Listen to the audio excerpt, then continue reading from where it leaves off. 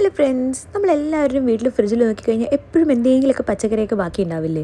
അപ്പോൾ എൻ്റെ ഫ്രിഡ്ജിൽ എന്തെങ്കിലും പച്ചക്കറി ഇങ്ങനെ കുറേ യൂസ് ചെയ്യാതെ കുറേ ദിവസമായിട്ട് വെച്ചിരിക്കുന്ന എന്തെങ്കിലും ബാക്കി ഉണ്ടെങ്കിലും എന്താ ചെയ്യണമെന്ന് അറിയാതിരിക്കുമ്പോൾ ഞാൻ ഉണ്ടാക്കുന്നൊരു തട്ടിക്കൂട്ടി പരിപാടിയാണ് കേട്ടോ ഇത്. അപ്പോൾ ഇതിനകത്ത് വീട്ടിലുള്ള പച്ചക്കറികൾ, അതായത് എൻ്റെ അടുത്ത് ഇപ്പോൾ ക്യാരറ്റ്, ബീട്രൂട്ട്, ഉള്ളി, ക്യാപ്സിക്കം, മല്ലിയില ഇതെല്ലാം ഉണ്ടായിരുന്നു. ഇതും പിന്നെ കുറച്ച് ബോയിൽ ചിക്കൻ ഉണ്ടായിരുന്നു. അപ്പോൾ അതെല്ലാം കൂടി ഷ്രെഡ് ചെയ്ത് മിക്സ് ആക്കി ഇട്ടിട്ട് കുറച്ച് ആവശ്യമുള്ള മസാലപ്പൊടികൾ, ഇതിൻ്റെ ഡീറ്റെയിൽസ് വേണമെങ്കിൽ ഞാൻ റെസിപ്പി ക്യാപ്ഷനിൽ ഫുള്ളായിട്ട് കൊടുക്കാം. അപ്പോൾ ഇതെല്ലാം കൂടി മിക്സ് ചെയ്തിട്ട് നല്ലോണം നമുക്കൊന്ന് സ്റ്റോർ ചെയ്യാം. അത് കഴിഞ്ഞ് പിന്നെ ഞാൻ കുറച്ച് തവയിൽ ഇതിന് നല്ല കുറച്ച് എണ്ണയൊക്കെ ഇട്ടിട്ട് ഒന്ന് നല്ലോണം വഴറ്റി എടുക്കണം, നമ്മുടെ പച്ചക്കറിയൊക്കെ വഴണ്ട് വരുന്നവർ.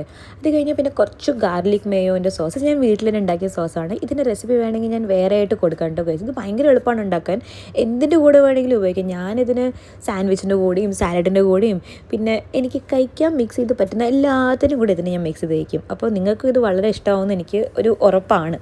പിന്നെ ഇതിനെ നമുക്ക് വേണമെങ്കിൽ ബ്രെഡിൻ്റെ കൂടെയോ ഫ്രാങ്കീൻ്റെ കൂടെയോ എന്തിൻ്റെ കൂടെ വേണമെങ്കിലും ഈ സ്റ്റഫിങ് യൂസ് ചെയ്യാം. പക്ഷേ ഇന്ന് ഞാനിരുന്ന് കുൽച്ചേൻ്റെ കൂടെ ആയിട്ടോ യൂസ് ചെയ്യുന്നത്.